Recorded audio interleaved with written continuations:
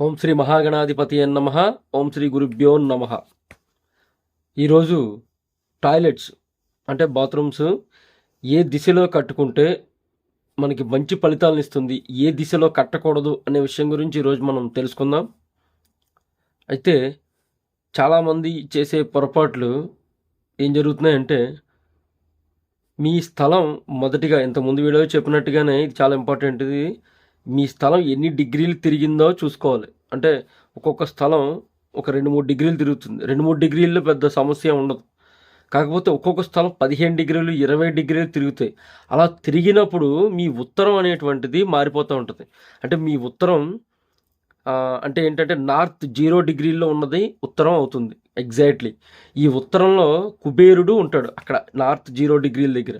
మీరు ఏం చేస్తారంటే, చాలామంది చేశారు ఆల్రెడీ. మేము వాస్తు చూడడానికి వెళ్ళినప్పుడు ప్రతి బాత్రూమ్ కూడా కుబేర స్థానంలో వచ్చేసినాయి. అలా వచ్చినప్పుడు ఏమవుతుందంటే, మీ సంపాదన అంతా బాత్రూంలో పోసేసినట్టు అవుతుందన్నమాట.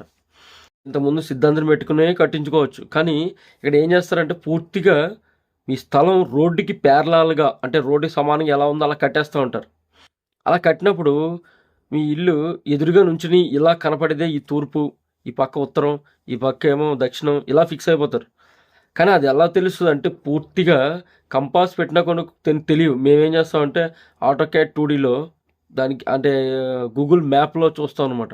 ఈ గూగుల్ మ్యాప్లో చూసినప్పుడు ఏమవుతుందంటే ఎగ్జాక్ట్గా ఒక ఒక డిగ్రీ కూడా తేడా రాకుండా అది ఎన్ని డిగ్రీలు తిరిగిందన్న విషయం ఇందులో వచ్చేస్తుంది అనమాట.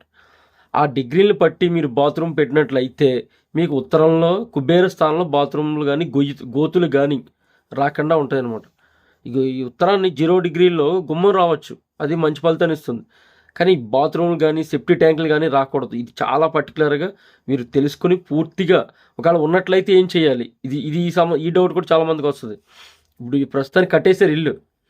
ఈ కట్టేసిన ఇళ్ళకి అదే ఉత్తరం 0 డిగ్రీల్లో సెప్టీ ట్యాంక్ ఉందనుకోండి, ఏం చేయాలి అంటే మీరు సంపాదించినంత వేస్ట్ అయిపోతుంది. మేము సంపాదించినంత ఏం చేయాలని చాలామంది ఇప్పుడు డౌట్ రావచ్చు. అయితే దానికి కూడా పరిహారం ఉంటుంది.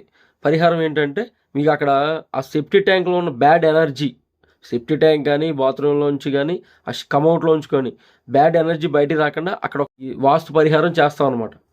ఇలా చేయడం వల్ల ఏమవుతుందంటే, మీకు ఒక 50% వరకు అవి ఆ ఒక బ్యాడ్ నెగిటివ్ అంటే దోషం అనేటువంటిది కంట్రోల్ అయిపోతుంది అనమాట. ఇలా చేయడం అనేది జరుగుతుంది. అయితే కొత్తగా కట్టబోయే ఇళ్లల్లో మీరు తెలుసుకోండి, పూర్తిగా చూడండి ఒకసారి. ఎందుకంటే మీరు ఒక ఎంత తక్కువైనా 30-40 లక్షలు పెట్టి ఇల్లు కడతారండి. అందులో మీ వాస్తు దోషం ఉందనుకోండి, మీరు అందులో గట్టిగా 1 సంవత్సరం కూడా ఉండలేరు. మీరు అదే ఒక ₹1,00,000 పెట్టి వాస్తు ప్రకారం ఇల్లు కట్టండి, ఇలాంటి ఇల్లు 100 కొనొచ్చు. వాస్తు బాగుండి మీ టైం బాగుంటే కనుక. వాస్తు పర్ఫెక్ట్గా ఉంటే మీ జాతకం సరిగ్గా లేకపోయినా మీ వాస్తు అనేటువంటి కంట్రోల్ చేస్తుంది. ఎందుకంటే జాతకం ప్రతి సంవత్సరం ఒకలాగే ఉండదు. ఒక నక్షత్రానికి ఒక్కొక్క రకంగా ఉంటుంది జాతకం అనేది. కానీ ఇంటి వాస్తు బాగుందనుకోండి, మీ జాతకం బాగోపోయినా మీ ఇంటి వాస్తు అనేటువంటిది మిమ్మల్ని నిలబెడుతుంది అనమాట. మిమ్మల్ని ముందుకి నడిపిస్తూ ఉంటుంది. దానివల్ల ఏంటంటే గట్టిగా మీరు ఈ పర్టికులర్ ఇవన్నీ చూసుకుంటే ఎంత ఖర్చు అవుతుందో 10,000 20,000 ఖర్చు అవుతుంది.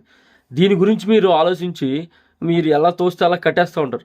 దానివల్ల ఏమవుతుందంటే, మీరు 50 లక్షలు పెట్టి కట్టినా, ₹1,00,00,000 పెట్టి కట్టినా వాస్తు బాగోదనుకోండి, ఏమవుతుంది, అంతా బూడిదలో పోసిన పన్నీర్ అయిపోతుంది. మీరు ఏం చేస్తారంటే, చాలామంది ఈ వాస్తు ఇవన్నీ ఏమీ లేవు అని చెప్పి కట్టేస్తారు. మేము బాగానే ఉన్నాం కదండి, కట్టి 2-3 సంవత్సరాలు బాగానే ఉన్నాం అనుకుంటారు. ఇక్కడ ఏం జరుగుతుందంటే, మీ జాతకం బాగున్నంతసేపు ఏది బయటికి రాదండి. ఇది జాగ్రత్తగా తెలుసుకోండి. చాలామందికి ఇదంతా మూఢనమ్మకం అనుకుంటారు కదా, బాగుంటుంది. ఒక ఇంటికి దోషం ఉన్న వాస్తు దోషాలు ఉన్న ఇంట్లో ఉన్న వాళ్ళు కూడా బాగుంటారు. ఎలాగా, ఒక ఇంట్లో 9 ఉంటారు. ఈ 9 జాతకాలు ఒక్కొక్క సంవత్సరం ఒక్కొక్కరిది బాగుందనుకోండి, బలమైన జాతకం ఒకరిది ఉంటే చాలు ఇంట్లో, వాళ్ళు మొత్తం ఇంటిని మొత్తం నడిపిస్తారనమాట. అదేవిధంగా మీ జాతకం బాగున్నంతసేపు ఏ ప్రాబ్లం రాదు. మీ జాతకం ఎప్పుడైతే ఒక గ్రహాలు అనుకూలించట్లేదో అప్పుడు ఆటోమేటిక్గా ఈ వాస్తు దోషాలను కూడా అప్పుడే మనకి కనబడుతూ ఉంటాయి అనమాట. అప్పుడు ఏమవుతుంది, వాస్తు తర్వాత జ్యోతిషం ప్రకారంగా మన ఇవన్నీ ఎఫెక్ట్లు కొట్టేసి అనుకోని సమస్యలు ఎదురవుతూ ఉంటాయి. దీనివల్ల మీరు పూర్తిగా తెలుసుకోండి. ఇందులో మాకు కలిసి వచ్చేది ఏముండదు. మేము పని చేస్తాం, మేము వాస్తు చేసి చూసిస్తాం, మీరు డబ్బులు ఇస్తారు. అంతేగాని మేమేమి ఊరికినే మీదే డబ్బులు తీసుకోం, మీరు ఊరికి డబ్బులు ఇవ్వరు. కానీ ఇలా చేయడం వల్ల మీకు ఏం జరుగుతుందంటే మీరు ఎంత వాల్యూలు పెట్టి ఇల్లు కట్టుకున్నా అది మీకు ఉపయోగం ఉంటుంది. ఇది చాలామంది తెలుసుకోవాలి. ఎందుకంటే ఇది బాగా ఎక్కువ చదువుకున్న వాళ్ళు ఈ మధ్యన ఇది మూఢనమ్మకం అంటున్నారు. మేము చదువుకున్నాం. నేను ఒక ఇంజనీరింగ్ చదువుకుని ఈ వాస్తు అంటే ఏంటని తెలుసుకుని పూర్తిగా ఈ వాస్తులో ఉన్న విలువ తెలుసుకున్న తర్వాత నేను ఇంజనీరింగ్ చదివిన తర్వాత ఈ వాస్తు పూర్తిగా చేయడం అనేటువంటిది జరుగుతుందనమాట. ఇది మీకు ఎందుకు చెప్తున్నాం అంటే ఇది మాకేదో బిజినెస్ మార్కెటింగ్ కాదండి. ఇది మీకు అన్ని రకాలుగా మీరు లాభపడాలని చెప్తున్నాం. ఎందుకంటే లాభం మాట ఎలాగున్నా కష్టాలు పడకూడదు. ఇప్పుడు ఒక ఇంట్లో వాస్తు బాగోదండి, మంచి ఫ్యామిలీ చక్కగా అందులో గృహప్రవేశం అయి దిగుతారు. మీకు అందులోకి వెళ్ళగానే అనుకోని సమస్యలు వస్తూ ఉంటాయి. ఇప్పుడు ఎగ్జాక్ట్లీగా N7, N6 జోన్స్ ఉంటాయి. మీకు ఒక అమ్మాయి అబ్బాయి ఉన్నారనుకోండి, ఆ 2 జోన్స్లో కానీ మీకు గుమ్మాలు వచ్చినట్లయితే, పెళ్లి కావాల్సిన అమ్మాయిలు ఉన్న వాళ్ళు ఆ గుమ్మాలు వచ్చినట్లయితే ఆ ఇంట్లో ఉన్న వాళ్ళకి లవ్ మ్యారేజ్ జరుగుతాయి అనమాట. అంటే మీకు తల్లిదండ్రులకి ఇష్టం లేకుండా ప్రేమ వివాహాలు జరిగేటువంటి జోన్స్ ఆ 2 కూడా N6, N7. అక్కడ గుమ్మలు పెట్టేస్తారు. అప్పుడు ఏమవుతుంది, మీరు ఆ ఇల్లు కట్టుకొని అందులో దిగేంత వరకు చాలా వైభవంగా ఉంటుంది మీ నలుగురు కూడా. అందులో దిగిన తర్వాత ఇలాంటి సమస్య వస్తుంది. అప్పుడు మీరు ఏమైపోతారండి అసలు? మీరు ఎంత సంపాదించినా మన పిల్లలము ఇలాగా చేయి జారిపోతే మనకి ఎంత బాధ కలుగుతుంది. ఇవన్నీ మీరు దృష్టిలో పెట్టుకొని పూర్తిగా నమ్మి మీరు వాస్తు అనేది చేయించుకోండి. మీకు అన్ని రకాలుగా బాగుంటుంది, ఉపయోగపడుతుంది. ఇది ఈ విషయం అందరూ తెలుసుకోండి. అందరికీ నమస్కారం, ధన్యవాదాలు.